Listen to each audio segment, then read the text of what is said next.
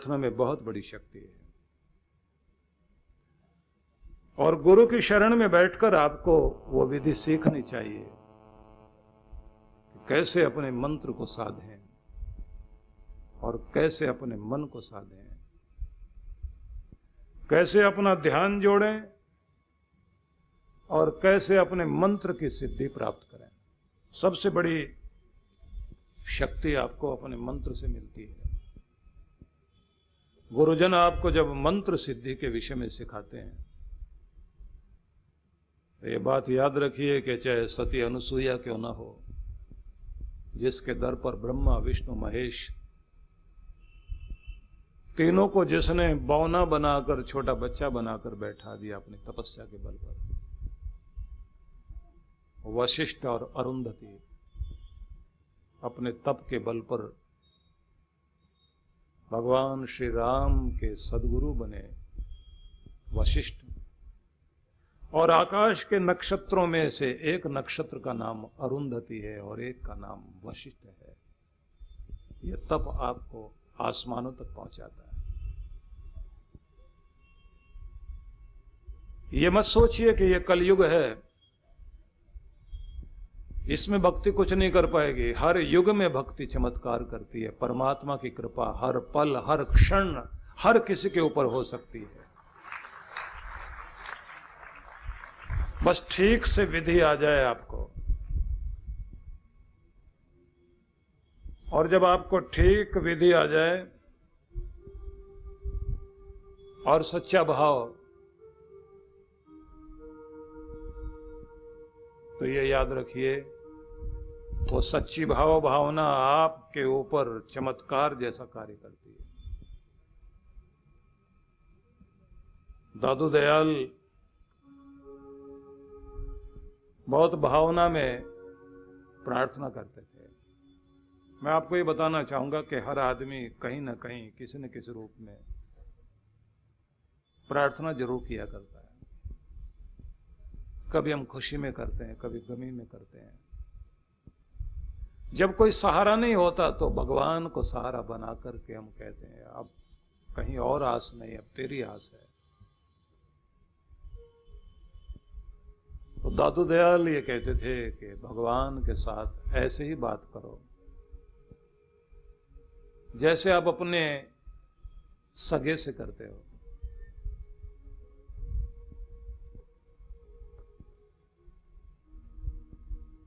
तो कभी कभी आंख में प्रेम के आंसू लेकर के बैठना। भगवान श्री कृष्ण कहते हैं कि हर व्यक्ति को एकांत सेवन करते हुए अपने मन को चित्त को अपने प्रभु से जोड़ना चाहिए। योगी युंजीत सततम आत्मानम रहस्य स्थित एकाकी यच्चित्तात्मा निराशी अपरिग्रह। कृष्ण समझाते हैं कि एकाकी होकर निराशी इच्छा रहित होकर नित्य निरंतर अपने आप को अपने प्रभु में जोड़े रहो। और जब आप सतत अपने आप को जोड़ेंगे तो उस प्यारे प्रभु की कृपाएं आपके हृदय में उतरने लगती हैं। आपके घर में एक स्थान ऐसा जरूर बनाओ जहां आप बैठकर भगवान की वंदना कर सको। ये जो आप अपना मंदिर, जिसको आप स्टोर रूम भी बना लेते हैं, दुनिया भर की चीजें उसी में डाल दी, एक खाली जगह पड़ी हुई है, इसमें कुछ सामान और भी आ जाए। कोई खड़े खड़े भगवान की भक्ति कर रहे होते हैं, भगवान को ऊपर टांगा हुआ होता है, और जब वो टांगेगा तो उससे ये पता लगता है कि आप कितना महत्व देते हैं भगवान को। दुनिया से मिलने के लिए जब आप ड्राइंग रूम बनाते हैं बड़ा सजावटी, और दुनिया के मालिक से मिलने के लिए आप कोई कोना ऐसा दुनिया भर की चीजें भर दी उसमें, ऐसा स्थान बनाइए जिसमें बैठकर सबसे पहले आपको पवित्रता का एहसास हो, क्योंकि वो पवित्र स्थल है। दूसरा, शांति अनुभव हो। तीसरा, अपने से अपनी बात कहने के लिए इतना अकेलापन हो कि मेरी तेरी बात बस तू जाने, मैं जानूं, और कोई ना सुने। मैं तो देना सीखिए। मैं तो दोगे तो बात बनेगी। तो आपको समझ में आ गया ना जो मैंने कहा। आपके घर में वो स्थान जो पवित्र स्थान है, जो शांत स्थान है, जो प्यारे से मिलने का स्थान है, वहां ताजी हवाओं का आना जाना होना चाहिए। वो स्थान ऐसा हो, सूर्य देवता की किरणें भी जरूरत पड़े तो आने देना। और कोशिश करो, हिमालय में जैसे ठंडक होती है ना, तो एक वातानुकूलित स्थिति भी जरूर बनाओ, न गर्मी न सर्दी। आपका हिमालय आपके घर में उतर आए और वहीं बैठकर आप योगी बनकर भगवान से जुड़ सके।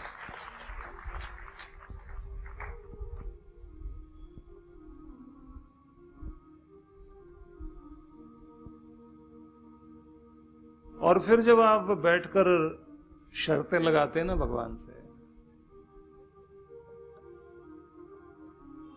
तो आपकी शर्तों को भी मानता है वो।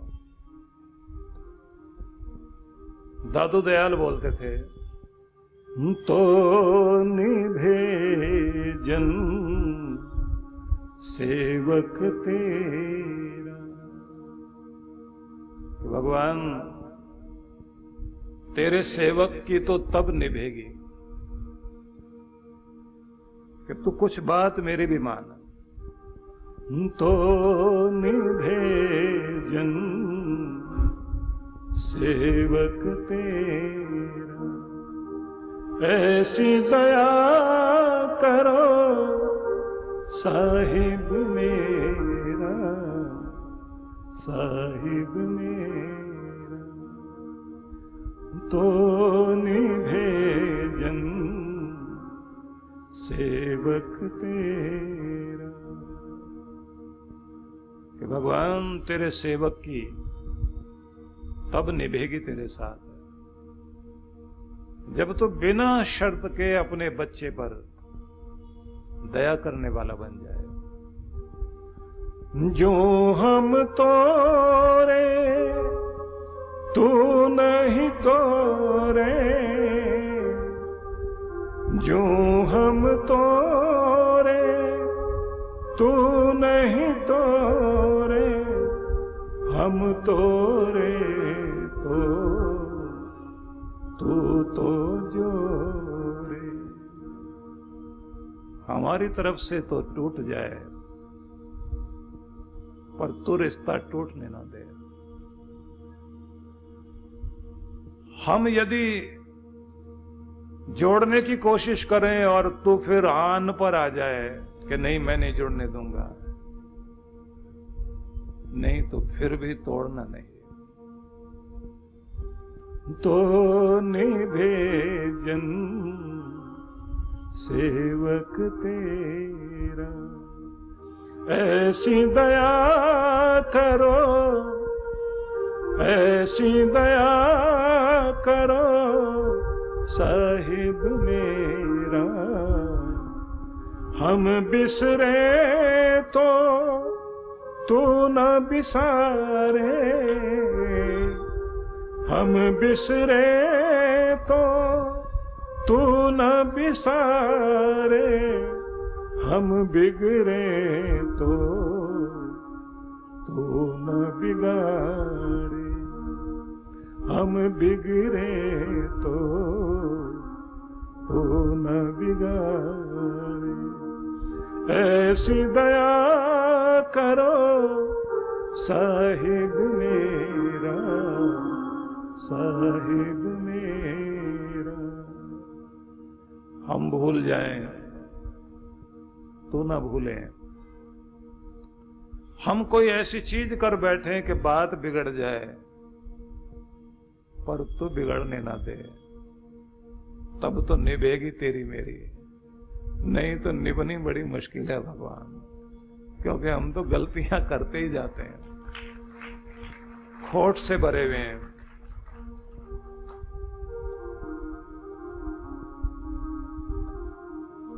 हम भूले तो तू आन मिलाए,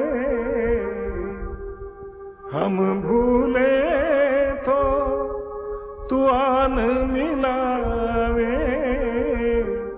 हम बिछड़े तो तू अंग लगावे, हम बिछड़े तो तू अंग लगावे, तो निभे जन सेवक तेरा। बहुत प्यारे भाव हैं ये संतों की वाणी, जब आप लोग पढ़ते और सुनते हैं ना, अद्भुत है ये। तो आपसे ये कहूंगा सबसे, भक्ति भाव से बैठना सीखिए, घर में स्थान बनाओ जहां आप अपने हृदय की बात भगवान से कह सको, क्योंकि भगवान श्री कृष्ण जब ये कहते हैं न तद भासयते सूर्यो न शशांको न पावकः यत् गत्वा न निवर्तन्ते तद्धाम परमं मम, जहां जाकर फिर लौटना नहीं चाहोगे वही धाम है मेरा, वहां रहता हूं मैं, वहां के लिए बुलाता हूं मैं। वो धाम ऐसा है कि वहां सूरज नहीं चमकता, लेकिन प्रकाश करोड़ों सूरज के बराबर है, चांद तारे नहीं है, लेकिन करोड़ों करोड़ों चंद्रमाओं और नक्षत्रों की शीतल रोशनी वहां पर है। वहां कोई ज्योति जल नहीं रही, कोई आग नहीं है, लेकिन फिर भी परमात्मा के प्रेम की ज्योति जल रही है वहां। वो धाम ऐसा है कि तुम अगर पहुंच गए वहां, भगवान कह रहे हैं, श्री कृष्ण कह रहे हैं कि लौटना नहीं चाहोगे तुम, क्योंकि यहां इस दुनिया में हर चीज की विपरीतता है। यहां हर चीज के दो रूप हैं, सुख है तो दुख भी है, हानि है तो लाभ है, संयोग है तो वियोग भी है, आना है तो जाना भी है, पाना है तो खोना भी है, मिलना है तो बिछड़ना भी है। लेकिन वहां किसी भी चीज का दो रूप नहीं है। इस दुनिया में कंट्रास्ट में चीजें रखी गई हैं। आपका एक हाथ कठोर, एक कोमल, आपके मस्तिष्क के दोनों brain, left brain right brain, एक मां वाला है, एक पिता वाला है, एक तर्क वाला है, एक इमोशन वाला है। इस दुनिया में हर चीज एक जैसी जो दिखाई देती है, उससे विपरीत चीजें सामने होती हैं। यही इस दुनिया का सौंदर्य भी है, इसलिए संसार सुंदर भी लगता है। मीठा खाते खाते आप उकताओगे तो फिर नमकीन चाहोगे, नमकीन खाते खाते फिर पानी की प्यास लगेगी। एक दूसरे के विपरीत चीजें हैं।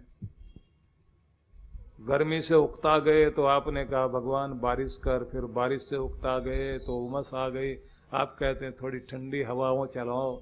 हवाएं आएंगी ठंडी तो फिर कहेंगे थोड़ी गुनगुनी धूप आ जाए और फिर थोड़ी सर्दी आ जाए, कड़ाके की ठंड पड़ने लग जाए, तब फिर आप कहते हैं कि भगवान फिर से तीखी धूप दे दीजिए।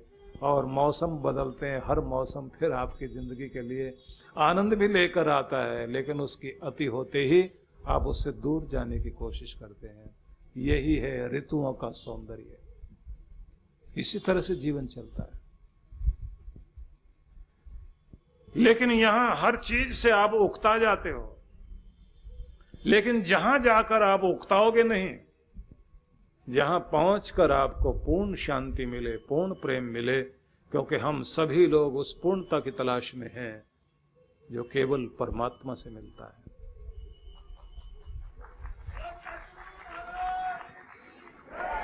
तो क्या करना होगा? अपने भगवान की शरण में जाने के लिए अपना आसन संभालने वाले बनिए।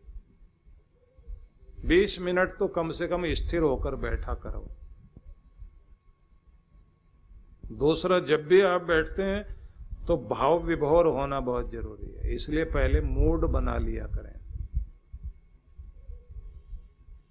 मूड बनाओगे, उसमें जैसे सुबह आपको बताया था ना, ध्यान सत्र में आपको बता रहे थे कि भगवान की कृपाओं को याद करते करते आप उसके प्रति आभार व्यक्त करें।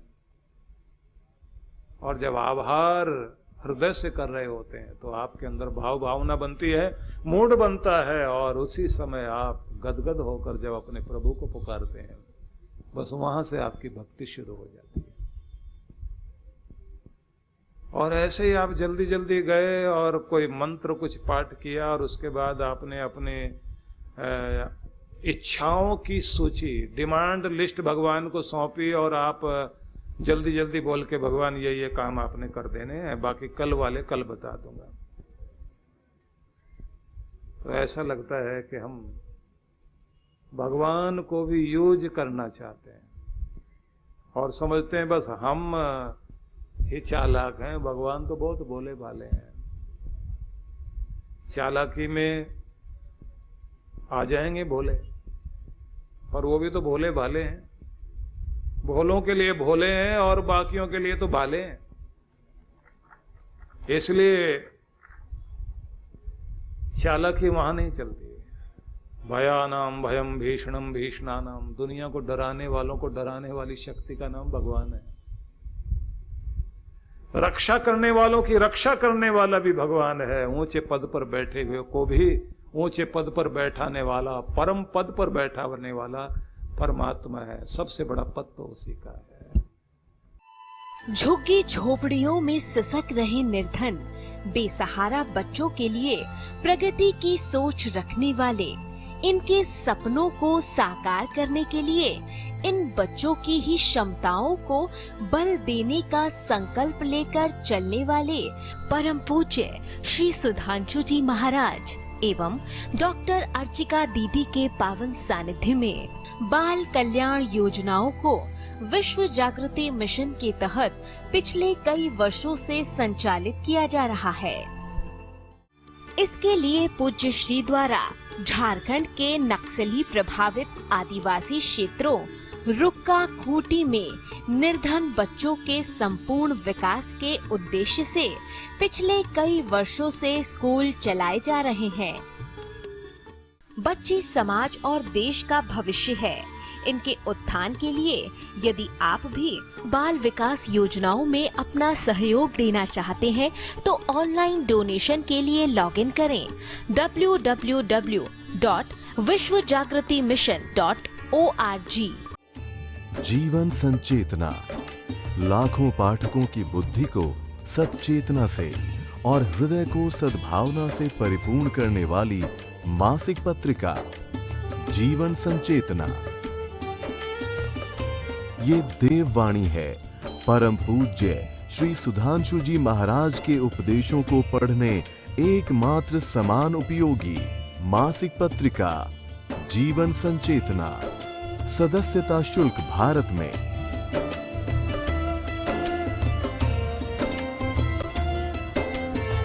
सदस्यता शुल्क विदेश में।